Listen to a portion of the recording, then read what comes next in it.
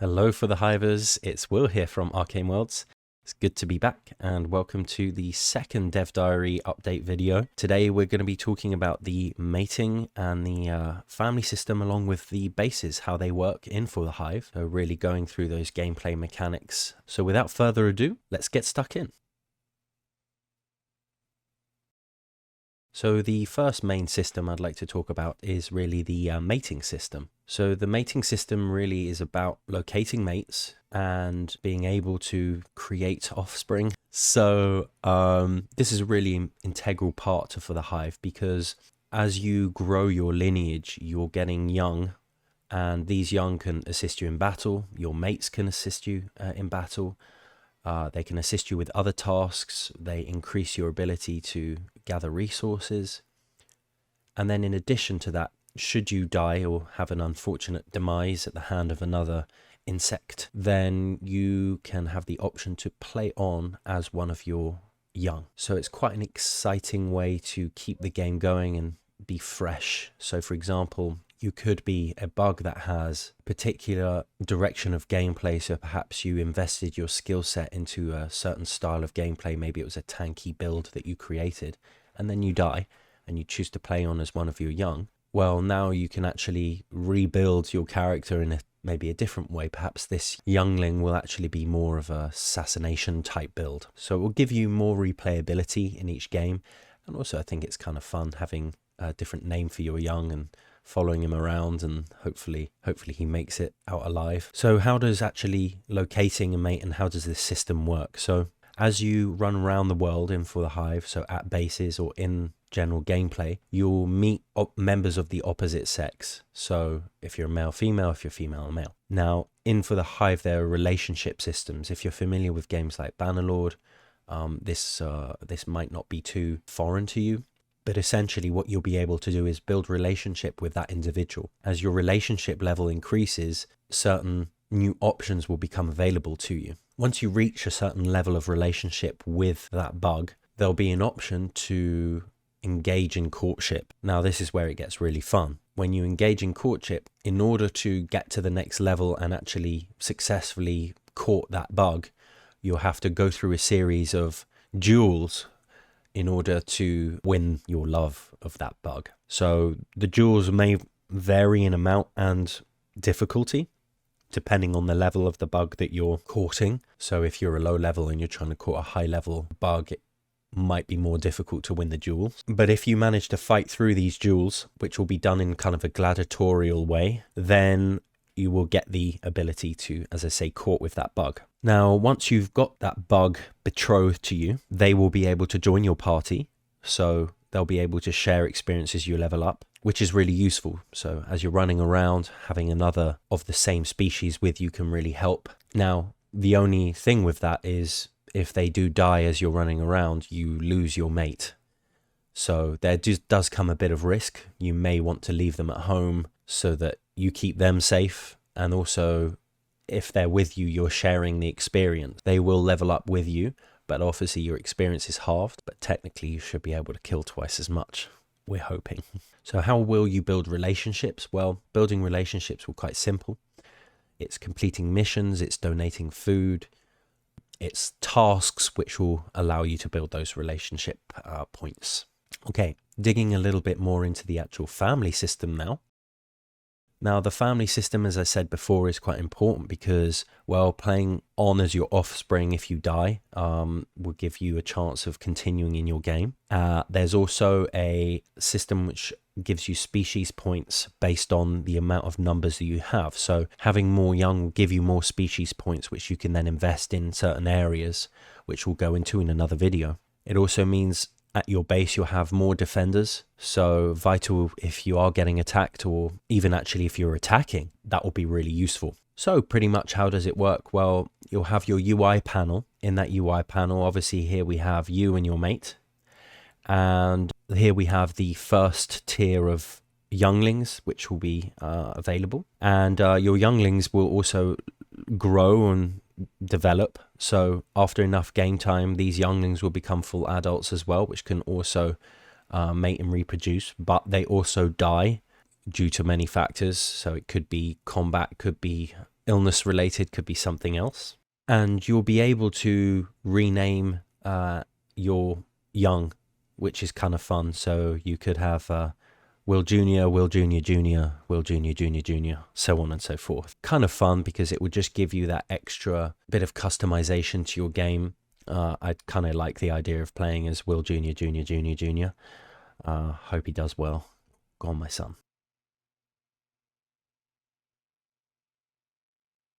Okay, so next part I'd like to talk about is the bases in ForTheHive. So bases are really integral to the game. Each species is able to establish and has bases. You can really think of bases as an extension or a place where your whole family meets. So for ants or their colony, they're all based there. If you're part of a colony, that's where your base is. If you're a solitary insect like a spider, you will still be part of a base because your parents will have a base. So you might go to mama's house, mama will be there, along with a few of your other siblings. So all bases work in exactly the same way, whether they're solitary or social. But obviously, if you're part of a social colony, like ants, for example, there'll be many more members in that colony or in that base. So bases, in their core part, they provide essentially a place where you can rest up, so regaining your health, saving, upgrading, and many more cool things which we'll go through. You will be able to attack other bases and destroy them. So when you attack a base, there will be the outside and the inside. So attacking the outside, you will experience waves of enemies which you'll have to destroy, and it will be in a kind of free style. So you'll be walking around the world and you'll see the base, and there'll obviously be enemies around that base, and you'll kill them, and then another wave will come out, you'll have to kill them, and you'll have to keep going. Obviously, the more individuals in the base, the more difficult it will be to get to that point where you're able to actually gain access. Once you've defeated the outside enemies, you'll actually then gain access to the inside, where it's a new scene and you'll be able to run around inside their base, where there will be more enemies. Again, you'll have to destroy all of those enemies, and if you do so and defeat their leader, then you'll actually be granted a few choices to make, whether you take over the base, destroy it, decimate the population and leave it on its knees. You may want to keep that and then subjugate them, for example, make them an ally, but they'll be very weakened, obviously. We'll go into that in more detail in another video. So going through the various aspects of bases, here we have an ant colony base. And in the ant colony, you'll have the barracks. So in the barracks, you'll be able to recruit other members to your party. Obviously, as an ant, you'll be able to recruit many more members to your party than perhaps a spider would. They would be only limited to really a couple of individuals. So that's the first thing. If you are a solitary insect, and actually as a social insect as well, remember you are recruiting family members always. So simply as an ant, you'll have many more family members to recruit compared to a tarantula, but obviously the quality of the members that you recruit as a tarantula are higher. So there will be some balancing to do, which I'm hoping you guys will help with in testing. But just to kind of answer that, because sometimes I've had a few questions on how that will work. So the next place is your nursery. Each place will have a nursery. This is where you can visit your young.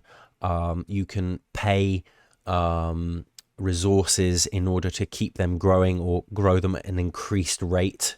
This is something, again, that we'll go into in more details in more videos, but essentially you'll be able to be as proactive or not proactive as you want. Obviously, the more proactive you are, the higher level they'll be able to get to, the faster they'll grow. So it's a balance, right? Do I spend time really growing my youth, but then I'm not out there getting food? Or have I already established my food scenario, and that's why I can do this? So there's a lot of interesting choices that you'll be making your gameplay. Each area will have a dining hall. So if you can think of this like in other games, maybe a bar or a nightclub. Got a nice image of some ants clubbing now. But in the dining hall, you'll be able to get missions and also hire certain mercenaries. So you will have in ForTheHive the ability to sometimes hire mercenaries, which we'll, I think, go into in other videos as well if you guys are interested in that. But missions will be really important because that will also allow you to increase your relationship with your faction. You'll also have your own individual home within your base, so each species has this. There you'll have storage, so an extension of your inventory, be able to save and obviously rest. Now there'll also be a storage area, which is the equivalent of a market, so you'll be able to go there, buy bits of food. In the case of the ant, there might be seeds, bits of meat, fungi, etc. That you can buy, take with you in your inventory to keep you going a little longer when you're out and about. Now, the next part is the aphid farm. Now, each base will have an aphid farm. Now, we know that all species don't exactly use aphids in the same way that ants do.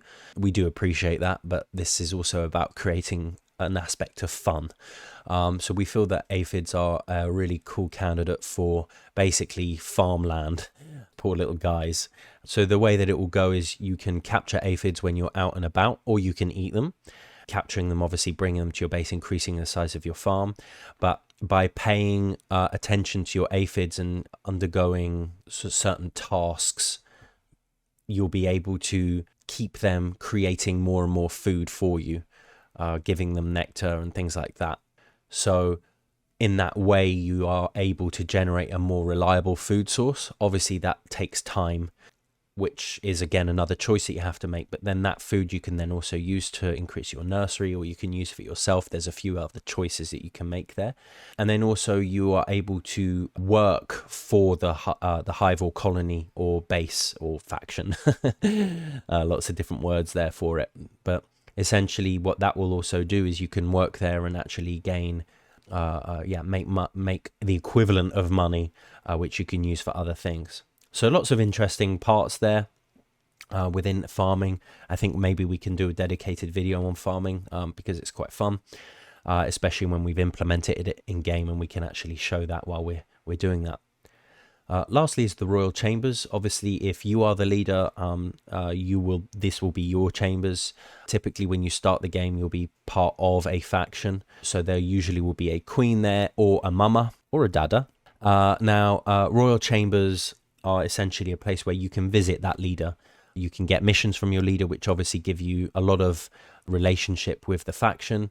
You can visit, we've called them lords in this case, but you can visit other key members of the colony, so other key adults, which there will be in each colony, which will all have names. And again, you can build relationship with them there. You can get missions from them individually, etc. If you think of games like Bannerlord and Mount and Blade Warband, which we've taken a lot of inspiration from. I make no shame hiding that. It's one of my favorite games of all time. So we really like the idea of having kind of like these lords or generals that are also part of each faction that command little troops, run around, that you can also build relationship with. So you may see a very high level termite running around with another small group of termites accompanying them, which you have a relationship with, negative or positive. Obviously, if you have a negative relationship, you're going to be in a little battle with them. So I think that's really fun, a fun way of creating some kind of nice social system within ForTheHive. So going into bases in a little bit more detail on that in terms of how they are in the world. So players will be able to set up bases in specific locations once they reach a certain level in the game. So what that means is, for ants, for example, you're a queen. For solitary insects, you're the top level of your final form. So typically that would be an adult form, and you're of a certain level generally that you can unlock, being able to establish bases. And you can only establish bases at these specific points. So in the game, there will be unattended points which can be taken over. Typically, they'll be taken over quite quickly by AI. But if you want to establish a base and there are none, you'll have to destroy a base in order to establish your own base. So as I mentioned, to establish bases for ants, bees, hornets, or social insects, essentially, you need to be the queen. Now, if you're already part of a faction, and for me this is actually one of the most fun parts, which already has a established authority figure like a queen or an adult, and you want to take over that faction, then you'll have to duel that leader. In order to be allowed to duel, you have to get to a certain diplomatic status. So what that means is you have to have a certain status within the colony that you're able to challenge that leader. Colony or faction, I should probably say. So for example, you may get to a high enough status within the faction that you can now challenge the queen, and now that one-on-one duel takes place with the queen. If you beat her, now you become the de facto leader, which I think is a really interesting dynamic. And actually, you can experience a similar thing in Bannerlord, just without the duel they have. We've implemented this kind of system, which I think is super fun. Obviously, if you were to lose that and die, you can still play on as you're young, but you would then be cast out of that faction and immediately at war with them, right? There are consequences to your decisions. Obviously, you may do the old classic save before the duel. Cue the memes on that one, because that's always a funny one. But yeah, I think this is really fun and interesting gameplay that we're going to implement. So in For the Hive, as we've mentioned, each faction will have their own bases, and each of their bases will have their own distinct names and color schemes, or I should say factions again, with their own individual icon. So you can imagine, if any of you have seen played Bannerlord, here's an example below. Each faction has their own flag and their own name and their own base. So it works in a similar way in For the Hive. So when you establish your own base, or when you start, each faction will be able to choose their name, have their certain color and their certain sort of flag, I guess, which will be exciting. So, you know, I'm sure there's some really cool and funny names that you guys can come up with, and there will be some really some cool ones, but some really kind of cheesy and funny ones, which will be included in the game. We'll have them randomly generated to a degree, so that each game creates a bit of variation in the names that you see there, and I think that will be fun. Obviously, as we've mentioned before, if you want to establish your new base, so you can do that, but that takes a significant amount of resources. So when I say resources, that means a number of individuals that you have, and also, you know, actual physical resources like nectar or whatever you're required to get. So that's always something to consider. Now, as you've seen, the view of the game is very sort of third-person style view, and that is the view of the game that you'll see. But you will have access to a map. When you click that, you'll be able to see the bird's eye view with all of the different clans here. But as you're walking around the world, you'll be able to physically view them on your screen, and you'll be able to walk to them directly. So this is just the map view that you would experience, that you can open and close at any time. But so that's dissimilar to maybe games like Bannerlord, where actually the main campaign is this, and then you go into battles. For us, the main campaign is being third person, and you can open and close your map at any point. So there is some differences there, but just in case people might be inclined to think that.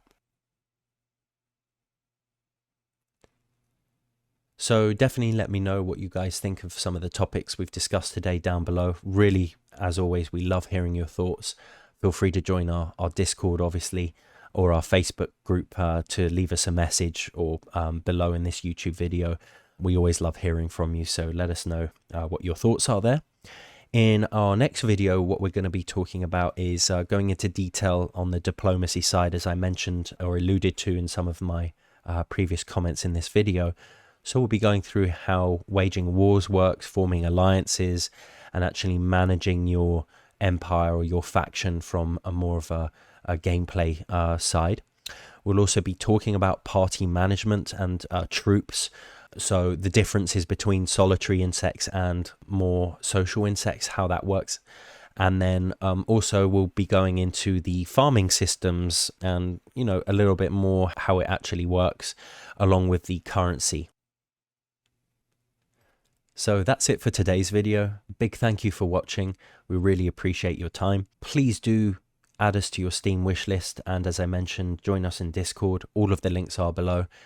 And subscribe to our YouTube channel. It really helps supporting our channel. We don't ask for any kind of donations or anything like that, and we never will do.